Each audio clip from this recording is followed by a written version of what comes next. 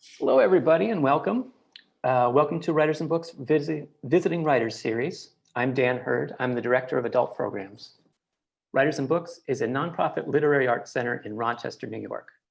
We offer readings, workshops, and literary programming for people of all ages and backgrounds. Currently, all available online. For more information on upcoming programs, our website is wab.org. Thank you for joining us. We're so happy to have Rachel Friedman here for the launch of her newest book. Rachel Friedman is the author of And Then We Grew Up on Creativity, Potential, and the Imperfect Art of Adulthood, which was named one of Publishers Weekly's best books of 2019. Author Eva Holland calls And Then We Grew Up a wise and funny guide through a tangle of hard questions about art, work, and life, about what it means to make it, about the many shades of success and failure, and about the search for fulfillment through creativity. Rachel's writing has appeared in The Best Women's Travel Writing, McSweeney's book of politics and musicals, the New York Times, Creative Nonfiction, and elsewhere. She has taught literature, journalism, and writing at Columbia University, New York University, and John Jay College of Criminal Justice. Rachel's books are available at our bookstore, Ampersand Books. I'll put the links to them in the chat. First, we'll hear from Rachel, and then she'll be in conversation with Les Friedman. Les Friedman, PhD, is Emeritus Professor and former Chair of the Media and Society Program at Hobart and William Smith Colleges. He has written widely, including books about Steven Spielberg, Arthur Penn, Peter Pan, Frankenstein, and Clint Eastwood. He is also Rachel's father. We'll have time for discussion. If you have a question, you can submit it through the Q&A function. Rachel, Les, thank you for being here. Thanks, Sam. Thank you so much. It's great to be here, even though it's on Zoom, and it would, of course, be wonderful to be doing this in person, as we hoped to do a few months ago. But this way, a lot of people who I know would not have been able to join in Rochester are here now. So hello. I'm going to read briefly before I get in conversation with my esteemed father. So this section is from a chapter of the book called The Kingdom of Ordinary Time.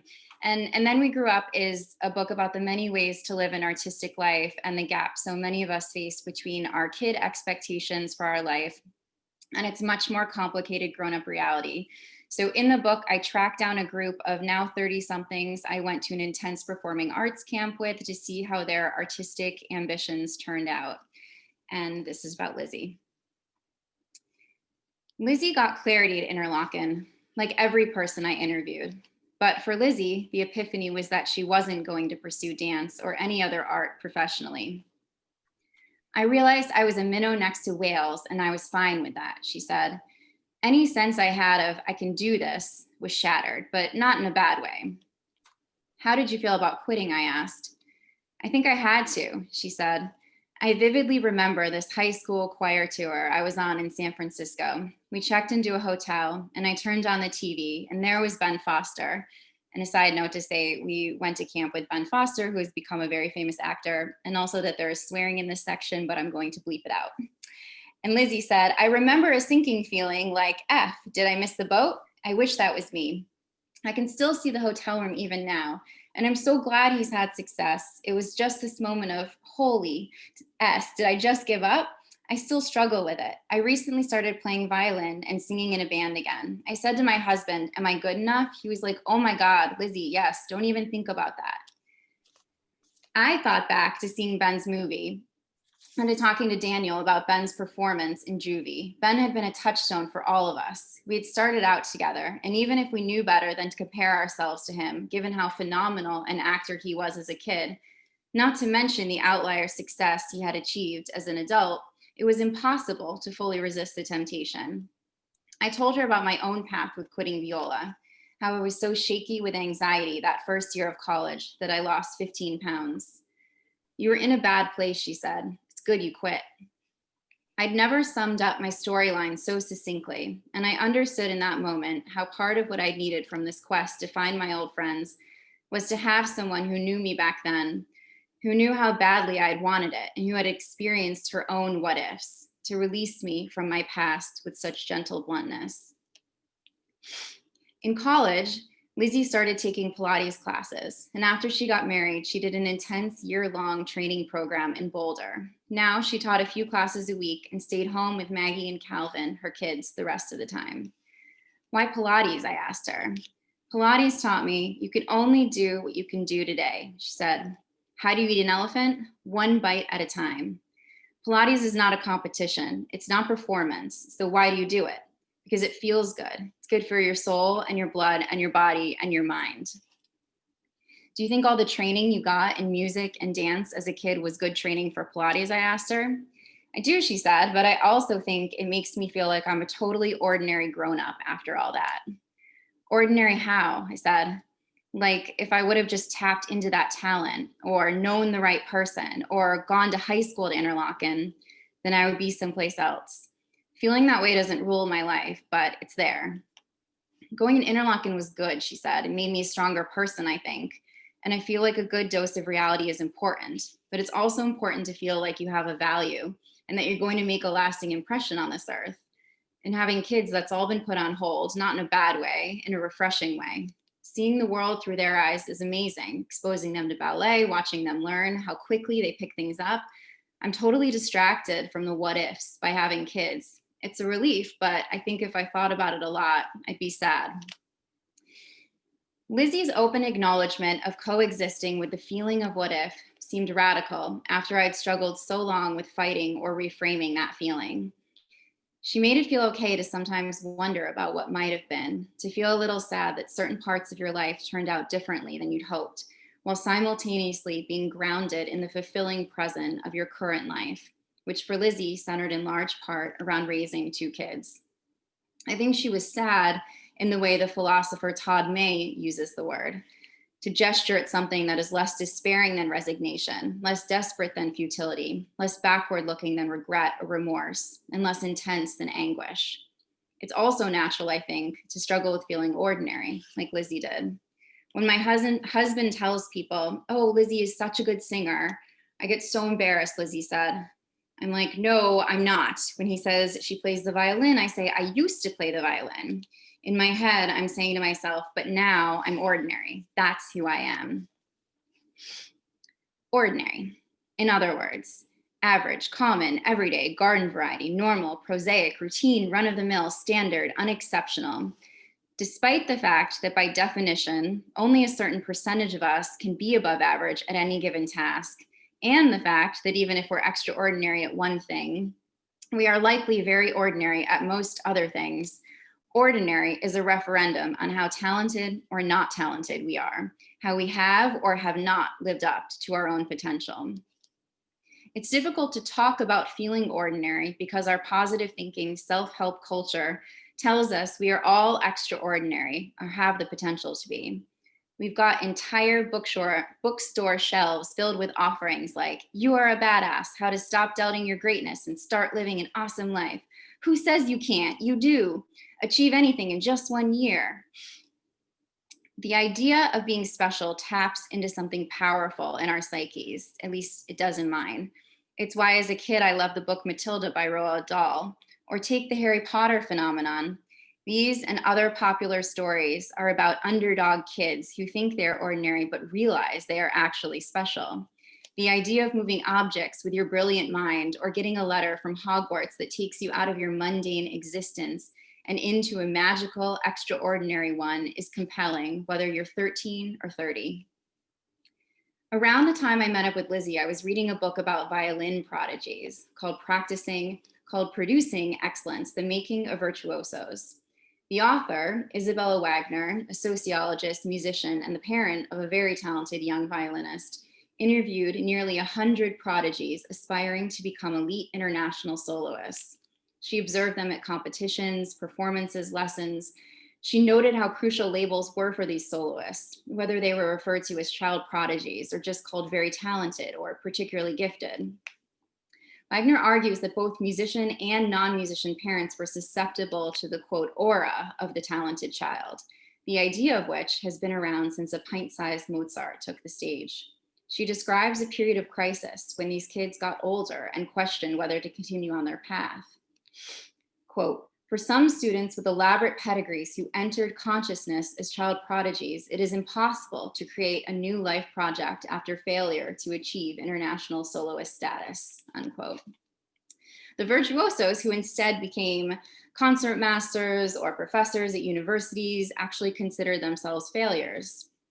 Lizzie and I weren't prodigies, but most of my friends from Interlochen and I certainly came of age with this aura around talent, with parents or teachers who labeled us smart or special or full of potential.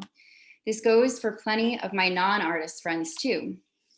Many of us experienced something resembling a period of crisis, whether a fleeting moment or an extended period of feeling lost when we ventured out into the adult world. The idea that we are destined for an extraordinary life plays right into the hero's journey, our favorite Western narrative arc. We are called to adventure, we are tested and tested again and almost give up, but then we ultimately emerge victorious. As the journalist Will Storr put it, quote, "The toxic lie our culture gives us is that we can be anyone we want, do anything we want, but that's never been true," unquote. I'll stop there. My father has to unmute himself before we can engage in this fascinating conversation. Hello, Mr. Friedman. Hello. I have some questions, but first I wanted to take a moment to thank Dan and Chris, Writers and Books, for arranging and subsidizing the Friedman Hour. And also, of course, those of you who don't know Writers and Books who are in Rochester and even outside, you should check it out, because under the leadership of Allison Mayers is just taking off and a valuable cultural jewel. And you can do a lot of things as we're doing tonight via virtuality. So let me begin by saying to you, getting this off the table, and I know I'm going to be, people could call me prejudiced, but Yeah. I think you're an extraordinary writer, and I've always loved your prose in the first book and in this book. And one of the things I admire most about this book is how you managed to integrate your personal story, the story of the people you knew as a child and now know as an adult, and the words of experts who have managed to write on this subject. And I think that's a very neat and difficult structural trick to pull off. So I wonder if you could tell us something about the how this book came about. How long did it take? How many drafts did you work? Who did you let see it? What role did your editors play? Just sort of about the genesis of the book. Yeah, it took a lot of drafts, many, many, many, many drafts. Maybe not of the entire book all the way through, but of the early chapters when I was trying to figure out the structure. There are dozens of versions of the early chapter. And I remember going to lunch with my editor right after signing a book contract and showing up with like 10 books that had structures that I felt like were what I was trying to pull off. And I thought they had done it really well. And I was like making her, discuss one of my, she was like, wow, you really came to talk business here. I was like dissecting them, really almost chapter by chapter to trying to understand the balance. And in particular, John Ronson's book, which is on a very different subject, but it's called So You've Been Publicly Shamed. To me, he's just a master at that mix of memoir, research, profile, and the kind of balance of narrative exposition.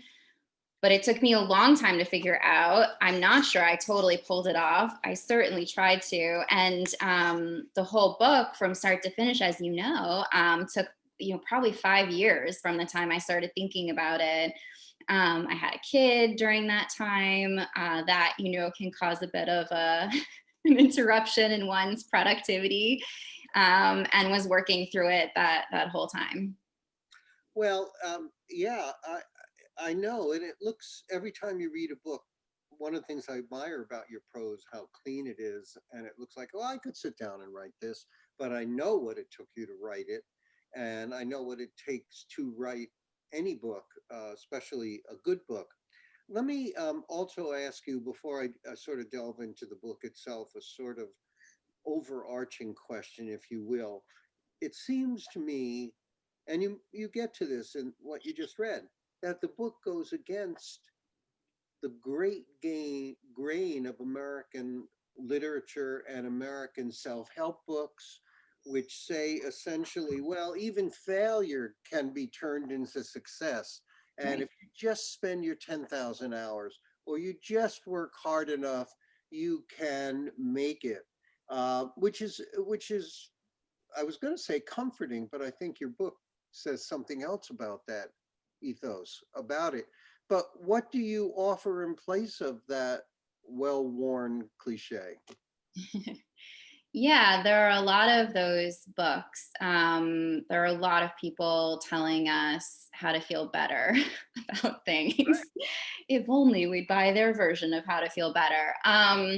So I think something that has gotten lost in the mix, although there is, I think, a groundswell of people who talk much more about acceptance than self-improvement, but it's probably a quieter groundswell because it's a less kind of raw message. But I think those are more helpful messages. I think like navigating the gap between what you wanted and what you got, and figuring out how to do that, figuring out how to coexist with longing, figuring out a kind of warm-hearted, realistic approach to your current circumstances, inhabiting that reality is much more powerful and useful than any fantasy and wallowing in any fantasy. And it's kind of a paradox, because I think part of the reason that we wallow in that fantasy is because we don't actually give ourselves a whole lot of space to feel bad about things going wrong. So we simultaneously need the space to feel disappointed, and we also need the kind of flexibility to evolve into a new identity or to have a new goal. And so I guess what I offer in its place of the kind of messages of, perseverance for its own sake, or put in your 10,000 hours and you'll make it, is, everyone should be someone. I don't think most people have like a quitting problem. Most people work very hard.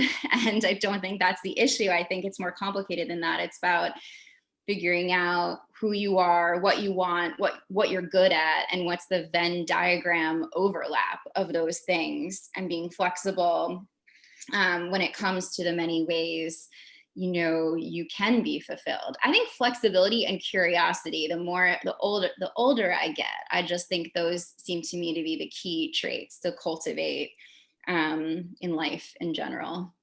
No, I think you're right. And it reminds me, when you're talking, Rach, that there are so many books written about people who make it and have what we all think we want. And I'm thinking archetypally of Gatsby here.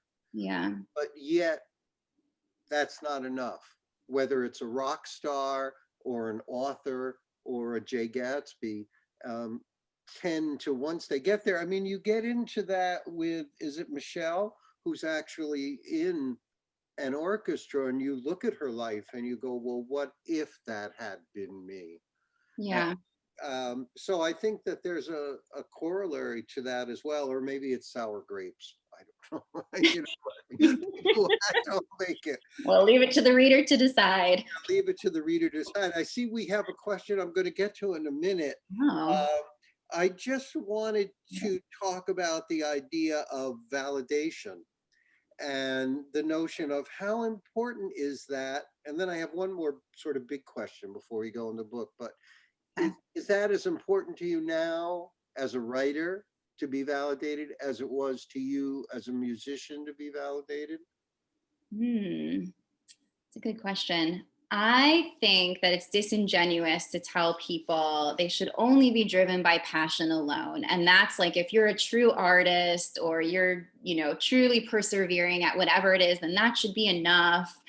you know, some amount of validation matters. And that's, I think, a human thing to want, but the extent of what you need in terms of public validation, that's a real spectrum. And everyone has to figure out where they fall on that. Like, how much validation do you need to endure?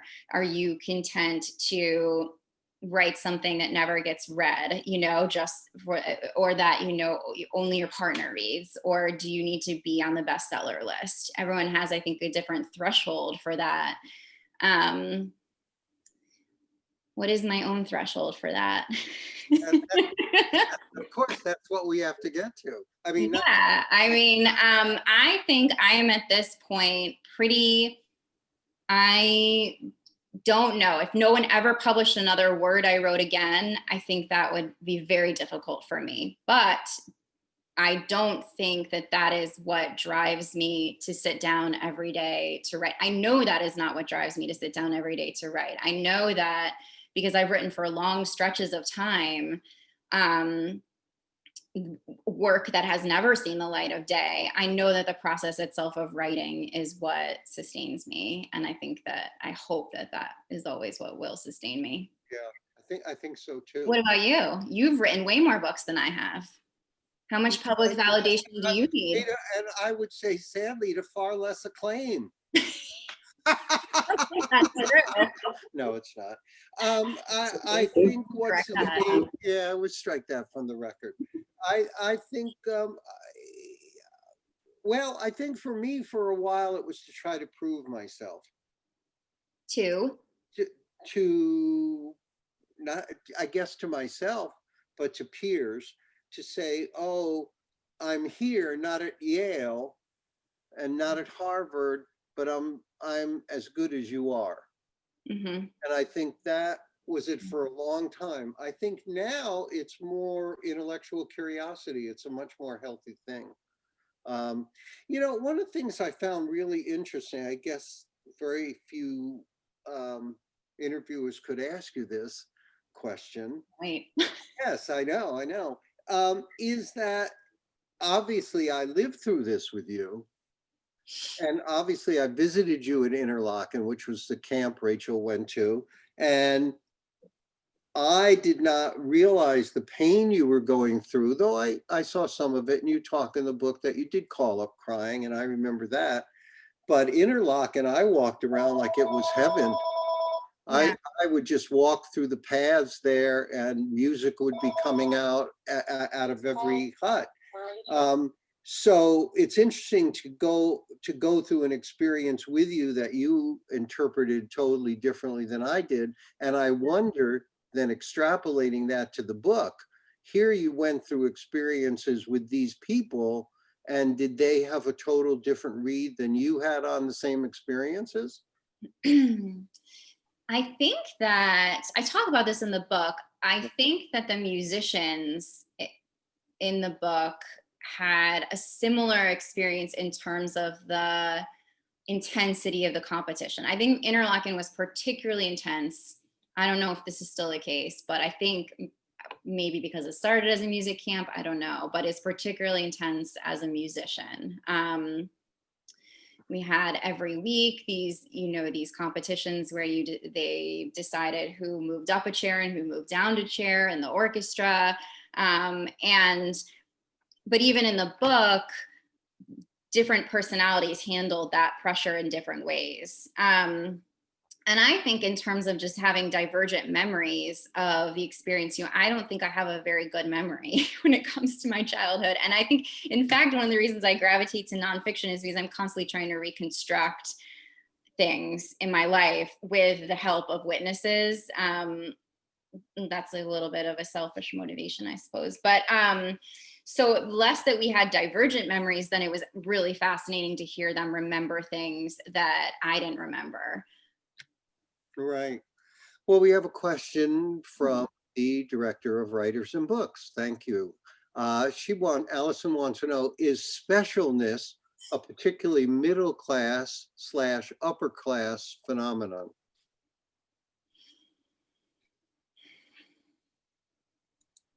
I don't know. Do you know the answer to that? It's hard to say because I'm biased. I do come from a middle class background, and I don't know that I could speak beyond the scope of that. I do think this self-made man ideology is a middle class, upper class ideology. The idea that you know that it's an individualist experience. Success is like it's an experience of the individual triumphing over obstacles, when really success is, multifactorial and has to do with a lot of things, and socioeconomics and talent and opportunity and gender and race and luck and there are lots of factors, and yet we persist in that kind of ideology. But specialness, I don't know. I think it's hard to feel special if you're struggling to put food on the table. I think on the Maslowian scale, that comes first. But that actually, Allison's comment leads me to another thing. My recollection of Interlochen was that there were a great many Asian students, but I don't remember a lot of students of color. Do you? In the book, the last person interviewed in the book talks a lot about that, about her experience of being Black at Interlochen and also being the youngest camper in her first year at Interlochen. And she's probably I would say the prodigy in the book, as close as, I would use that word to describe her. And so she was taken around to do different performances in different places and kind of highlight the diversity of the camp, but I don't have a good enough recollection of the overall diversity of the camp, even though I know there were efforts made in that regard. And actually, I regret looking back, my book is not as diverse as it could have been, obviously. And that's because I selected, and this is, I guess, a reflection too, on me and who my peer group was. The people I selected in the group were mostly looked like me, and they were middle-class Jewish kids. Right. Well, it's interesting that you talk about in the book about the art monster and the whole notion that how that can take over your life, and perhaps you can, number one, define that. But the second point I want to ask, and it's a little scary to me, is have you just substituted another art monster?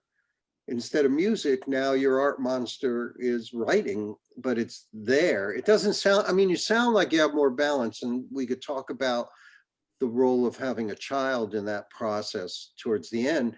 But do you worry about the same things you worried about in your writing that you worried about when you were a musician?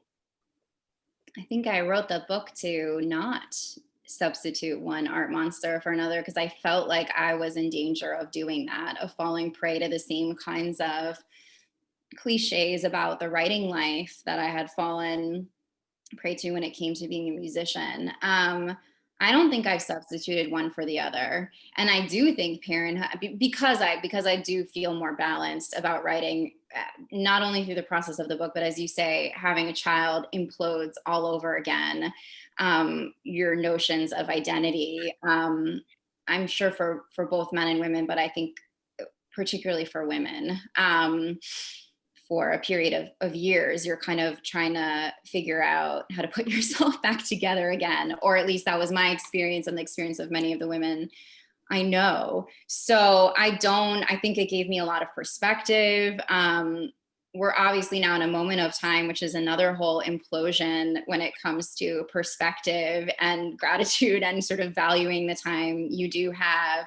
And I have very little time to write. And while that makes me sad from a process point of view, from a being able to actually get words on the page point of view, it doesn't make me like terrified of failing. It just makes me sad that I don't have more time to write. Right. Well, we have a question all the way up north from Richard from Winnipeg. Oh, Yes, I know. hello, Richard from Winnipeg. I know. I'll read the question. You describe yourself in the book as an art monster, and hence the need to replace music with another form of artistic endeavor, namely writing. If it wasn't writing, what would it have been? And then Richard writes a supplemental question about how about fiction? So if I wasn't a writer, What would what would I have been? What would I have done? I think I would make a very good therapist. Which I think, because I think being a writer is kind of being a therapist, and that I like people's stories. And I don't know, maybe I wouldn't be so good because I couldn't solve their problems, but I'd certainly be very engaging in terms of drawing out their problems and their stories. And what about fiction? Interestingly, for the first time, I have started to write a little bit of fiction. Since my MFA program, when I was kind of forced to write fiction, I really think of myself as a nonfiction writer. I gravitate towards nonfiction, but maybe for the first time in my life, it's just because I've needed an escape from reality more than ever before, given everything going on in the world. I have been writing a little bit of fiction, potentially badly, but who knows? And so have you, Professor Friedman. I have been writing a little fiction. So everyone is needing a little break. I know. Well, we have a question here from Colleen. I don't know if this is your friend, Colleen. Surely is. Colleen Lowry. Okay. Well, hi, Colleen. Haven't seen you in a long time. She says, having written this book, how do you think you will handle it as a parent if your son shows musical or literary potential? Good question, Colleen. I think about this a lot because I very much want him to have the arts in his life. And I have tried, even at the age of 4 years old, he has a guitar, he has a little harmonica. I purchased a piano during the pandemic, which is a totally impractical financial and logistic purchase for a small New York apartment, but I really wanted him to have the tactile experience of a piano, and I couldn't bring myself to buy a keyboard. It's clearly still very important to me, music. And also, he's like a fantastic storyteller. I'm obviously biased, but, he writes songs, he makes up these elaborate stories. And so I'm like, oh, part of me is like, oh, here we go. Like, it's starting. He's going to be so talented. But I do think a lot about how to encourage that. And at the same time, how to help him not have his whole identity wrapped up in something that he loves, and to know that, again, that there are many different ways of being fulfilled, and that he's not, whatever he wants to pursue, I like to think I would support him in doing that, but that I would also like to think that I'm going to teach him how to gracefully pivot if something he's pursuing no longer serves him. Would you send him to Interlochen? Definitely, I would. And I talk about this. There's someone in the book who I profile who quit music at a later stage than I did. She was in her late 20s, was, by all accounts, making it as a musician. But of course, that often means cobbling together different gigs, and was really fairly fresh off quitting when we were having our conversations. And she had a lot of feelings about that, as you might expect, about quitting and the time that she had spent trying to pursue this thing that she loved, and the various ways that it had not worked out. And even though she was very happy in what she was doing and very content with it, I thought for sure when I asked her that question, she had a young son at the time, a 2-year-old. I asked her that same question. She was going to be like, no way. She'd said Interlochen was a very harsh place. There was a lot of competition. And she, like me, said, absolutely. I'd absolutely send him. So I don't know. Are we all just destined to repeat the same mistakes over and over again? But I like to think that we're doing it with a framing of having gone through it that might make that experience different. Well, I again, it's not in the book, but I'm sure you remember this, that you very, very hard try to convince us to let you go to Interlochen your senior year, your whole year, and we said no. I know. I'm still mad about that. Are you? I'm so glad I brought it up. Therapy session. And I thought you here. yeah, well, it's an interesting decision to replay and see how that would have been. But we didn't let you go. But you were playing early on. I'm ignoring the fact that you're still mad. Well, why didn't you want me to go? Oh, I would have missed you too much. Oh, see, Yeah, I would have. You hindered my burgeoning talent because you would have missed me. I was the art monster. No, you want to know the honest truth, and it's the same reason we dissuaded you. We tried to dissuade you, and we did, to not go to a conservatory after high school. We thought you had many talents and you wanted to do many things. And we thought at that early age, even though you were a senior, you would have been a senior in high school, to put you on a tunnel track would have not allowed these other things to blossom. Yeah. That was the thinking, honestly, but I really would have missed you. So we have another question. Let's get a couple of questions here. Good. This is from, I don't know if I'm supposed to read these names, but there you go. Thomas Mickey. How did you find a publisher for nonfiction? Well, I had an agent first, which is most often the way that this works. And I sent the book to several agents and then was having conversations with them about their vision for the book. In a lot of ways, I think, well, no, the editor is just as important, but I think it's really important to have a good working relationship with an agent who understands your vision for the book and is willing to put in the time to work with you on your proposal. And my agent for this book is unbelievable, in both the brilliant and hardworking and really supportive, and got what I was trying to do. And then once I worked with her on the proposal, then she sent it out to a number of editors who she thought would be a good fit for the book. Right. We have a question from Chris George, who is actually my brother-in-law. It's a real family affair. A family affair. Again, in Ottawa, in Canada. How did your parents... They're representing tonight. I know, this is the psychosocial question he wants to ask. How did your parents respond to you stepping away from music? How did they influence you? I bet we'll have two different answers to this, but go ahead. I think you guys were relieved that I wasn't going into music. Probably part of the reason I failed as a musician is that deep down I knew, no, I'm just kidding. Deep down, I knew you didn't want me to be a musician. And look, now I've ended up as a writer. Look at both of our backgrounds, our book-filled backgrounds. So you've molded me into a mini you. I think you did it when you saw me give money to street musicians, because I said, I hope my daughter doesn't end up this way.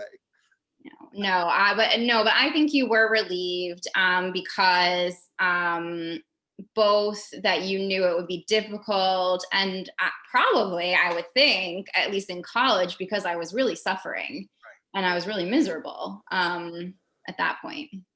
Yeah, and I think the other thing was, the selfish thing was that as much as we tried to support you in music, literature was in our heart. So when you turned to literature, it for us wasn't a sad thing, other than the pain it cost you to give up that identity as the viola girl or the musician or the talented kid from Syracuse. It was much harder for me. And I think that in a lot of ways, there was something, even though I love that we share literature and writing, music was really something that was mine. And my parents were very intense growing up about, working hard and pursuing your interests. They were like the hovering type of parents. You were the hovering type of parents. So, but once I got past a certain skill level and with viola, there was no input you could have on that. That was mine, true. Now we're really psychoanalyzing. No, it's true. And it's interesting, of course, I've now picked up the music again in retirement. And I know you've gotten very good too. well, thank you. I'm Here's not going to plug your band. no, our one performance. Here's a question from Jill. She says, I'm a visual artist and the daughter of a visual artist father. Hmm. How has the relationship father-writer fed into your identity need to do something creative? Do you have siblings who are not in the artistic fields? That's, of course, interesting. Yeah. That's a really interesting question. So yeah, as we've been talking about, I think you are very influential. You know, you were very influential in my childhood in terms of my interests in reading and writing. And that continues to be something that we can share. Although I don't, probably because of the, the intimacy of the father-daughter relationship, I don't give you my writing at an early stage because I don't want to be, you don't want to be criticized by the, by the master. But yeah, and my brother Mark is not in a quote unquote creative field, although I do think there's creativity for sure in what he does and the type of problem solving that he does for a living.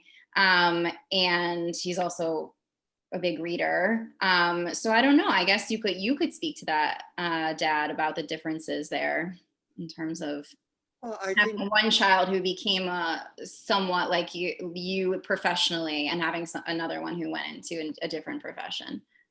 Yeah, no, I couldn't. But here is a name you will be familiar with, my daughter, Carly.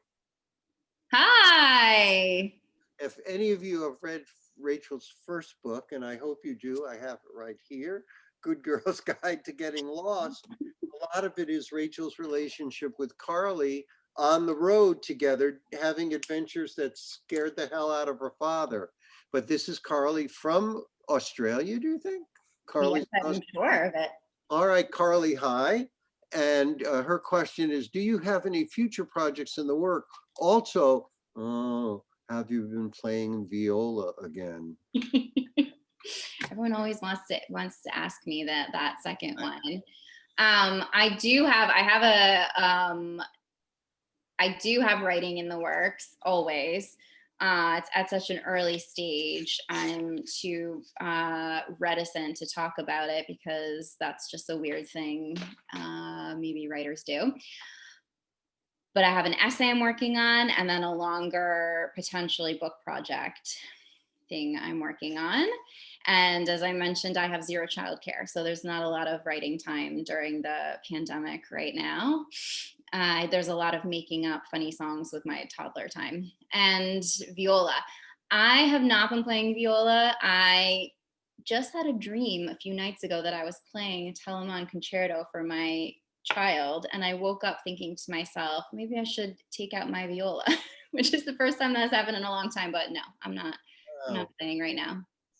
Well, here, back to psychosocial, my friend Eric Pedley asks, has any consideration be given to a daughter-father literary collaboration down the road? And what would a potential topic be? Yes, we have discussed such a collaboration. Gently discussed such a collaboration. Why don't you tell them about the topic? I talk about my dad. Yeah. We were thinking about doing, my dad had an interesting journey from Europe to America, as did his 6 brothers. And we were thinking about doing something about that when both of our projects that we're currently involved in sort of wind down. And we're thinking about it. As you might imagine, you can see it even from this conversation, it could get potentially fraught. But it's in the works. No, this conversation's not fraught at all. Okay, here's another question. What reaction did you get from the interviewees about how you wrote about them? So I was so lucky that the people in the book were just incredibly generous with their first of all, the amount of time that they took, because I went back to them over and over again for years, you know, and I developed close relationships with some of the people in the book again, but just to let someone come knocking on your door, you know, 20 years later and kind of ask you, like, how's your life going so far? You know, that's a really probably surreal and intimate experience to have, and, you know, to talk with someone like that. And there were, you know, some people that I had asked to interview who didn't want to be interviewed for the book. There were some people I talked to, kind of had early conversations with, whose stories are not in the book, not because they're not fascinating, but because the structure of the book kind of took on a life of its own eventually, in terms of the kinds of takeaways that there are. But I would say for the most part, people had, you know, positive reactions to the book. I let people read sections of the book. There was at one point when I sent an early copy, someone had asked me to change something, which was a very minor. It was actually just a detail about someone he knew who he thought would be identifiable in the book, kind of like a 6 degrees of separation thing. But I said, sure. So I tried, you know, to be as transparent as I could during the writing of the book. And I do think with memoir of nonfiction, you know, the person who should be exposed the most and who should be most vulnerable in the book is the narrator. So I always have tried to be hardest on myself. And, you know, Carly, who asked the earlier question, you know, also, you know, I mean, forget a chapter. This is someone who had like an entire book, you know, about them.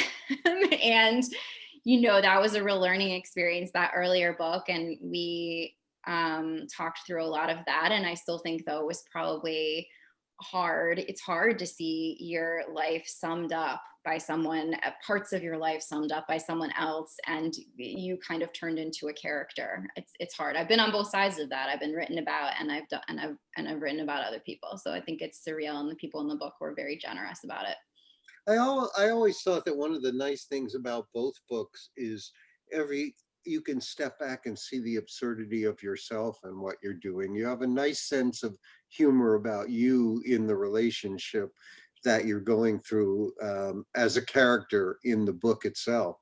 And it was interesting for me to read about myself in the book. Yeah, what's that like? Yeah, it was, well, I was nervous about which parts of myself you would be putting there.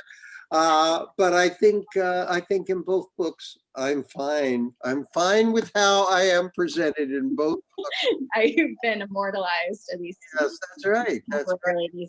Oh, here are more questions. Okay. Steph has a question. Hi, Steph. I just read her husband's book. Liked it very much. Isn't that Steph's husband? Oh, you know what? There are two Steph friends on this. Oh, okay. Well, okay. Ignore that. Has your understanding of the meaning extraordinary changed as you brought this book into the world? Ooh, that's a good question. Probably my understanding of the word ordinary has changed more than extraordinary, because I think I fought for a long time the idea of ordinariness. And I realized the silliness of that and the kind of, the kind of ways in which, we are ordinary and extraordinary ebb and flow, and are not kind of, it's not kind of like a linear progression from one to the other. So I think it was for me more about like a new relationship with that idea than it was about being a new relationship with being extraordinary. This is a question from Jacqueline. She says, many artists are currently struggling with the lack of work during the pandemic.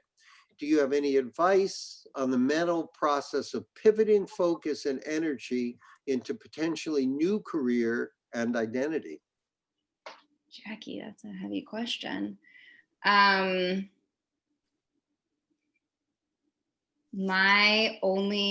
advice is about, again, I suppose, flexibility and curiosity, you know, in terms of flexibility, in terms of your identity. And Jackie has a whole family full of musicians, so I'm sure you have these conversations a lot, about how much of our identity is wrapped up in what we do for a living, whether it's the arts or anything. I suppose pivoting in any new way requires some flexibility and some reimagining and some curiosity about who you are and what you kind of bring to the table. What do you think, Dad, about pivoting? You've never had to pivot. You've just No, been that's not true. That's successful from the start.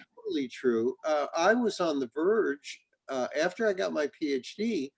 I couldn't get a job. You know, your mom was committed to Syracuse. We couldn't leave, really.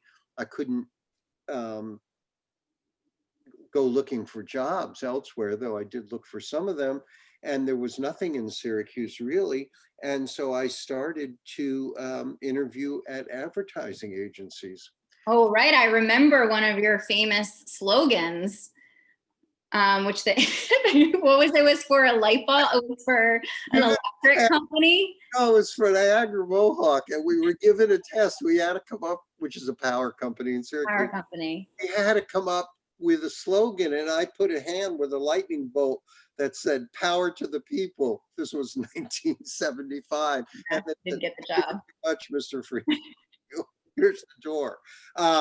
So I don't think I mean, I always wanted to be a teacher. I started out wanting to be a high school teacher, of course, and then a college teacher. But I think the pivot was what you talk about in the book, not perhaps getting as high up the prestige ladder as I would have liked, and finding a way to sort of deal with that ordinariness, that sense that you're not ever going to be at Oxford or Harvard or whatever.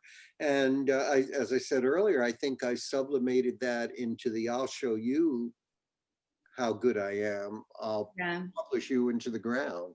And I think that's how that got sublimated. So then what surprised you most when in writing the book? I think what surprised me most was, again, just the fact that people were willing to let me dig into their lives so intimately. You know, when I started working on this, I didn't know if it would be an article or a book. I just knew, I just felt very driven to find these people again. And the richness that came from these stories, it shouldn't have been a surprise, but, you know, just, and just how wise, like, it felt like everyone, you know, had it together more than I did. Like, everyone was like wiser and had figured out some piece of this puzzle. And of course that's not, you know, entirely true, but that everyone had really something kind of like a unique, everyone included in the book had kind of like a unique angle or a unique takeaway that felt like, oh, that was the exact thing I needed to hear at this moment to understand this piece of the puzzle. Well, I have a question from some people you know very well, but let me say that one of the great takeaways, I think, from your book, you say this far more eloquently than I do here now, but is the world doesn't owe you anything. Yeah. Don't expect it. If the work isn't sufficient, then you're in trouble, because if you wait for the validation, if you wait for the Pulitzer Prize, if you wait for the offer from Harvard, you're going to be mighty disappointed for a lot of years. And I think that's a great takeaway. Well, here's a question from Avi and Eben. Could you share a lesson learned from the first book that you took to the second one that you learned? Wait, I'm going to read it again. Can you share a lesson learned from the first book that you took to the second? Oh, and one that you learned to not take from your first book. Sorry about that, Avi. No, we're talking about like, are we talking about like writing craft wise, I wonder? I'll answer it any way you want. A lesson learned from the first book. That you took to the second, and one that you maybe saw as problematic in the first book. Yeah. That you to avoid. I think something I learned about it myself as a writer from the first book to the second book is that even though the second book wasn't a travel memoir, that I am kind of like at my heart a travel writer, in the way that I think that everything is a quest.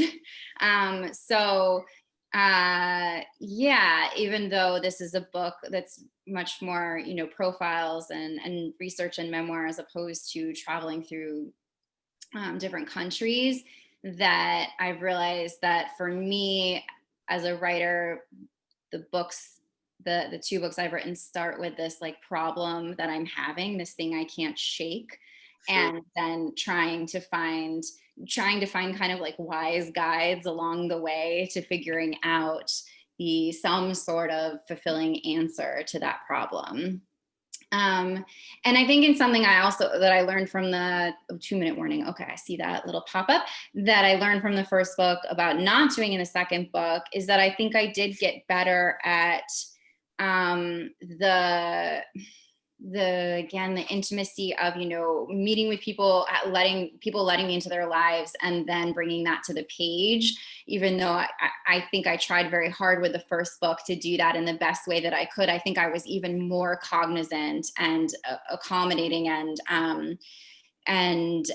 even changing people's names in the second book, even though no one asked me to change their name. I was just wanted to be very careful about the number of people in this book and the ways in which they were letting me into their personal worlds, and how to convey that, honestly, but ethically, and in a way that, again, was most exposing of me as opposed to anyone else. So here's a good last question from Barry. Based on your experience as a young musician and a parent, how would you advise parents to strike the right balance of raising well-rounded children versus pursuing excellence? There's another book. I don't know. I know. I always I wrote a whole essay about this after the book came out, and I still feel like I'm still thinking about it constantly. But that essay was about, okay, so you encourage your child, you give them all the opportunities that you can to pursue the thing they want to pursue, and then you also at the same time work with them on cultivating that flexibility, again, in terms of thinking about who they are and what they want, and knowing that quitting is not the same thing as failing, and that perseverance and hard work are good, but you don't want to beat your head against the wall forever in pursuit of something just because, like you said, you wanted to do it. There is a balance there in terms of pursuing something and letting go, and that is something I think about constantly with my own child. You've encouraged me to give up my desire to play in the NBA, Rachel. And too late. I'm sorry to be negative, but it is too late for some things. And have we used up our hour? I don't Yes, know. We have. So, does Dan come back? I think so. Here he is. Hey. Hello, Dan. Thank you. Hi. That was great. Thank you. Thank you so much. I want to thank everyone for coming. Thank you to Rachel Friedman, Les Friedman. Buy the book. Links are in the chat. And check out our upcoming readings and events at wab.org. Thank you so much. Thank you, Dan, so much. Thank you. Thank you, everyone, for coming.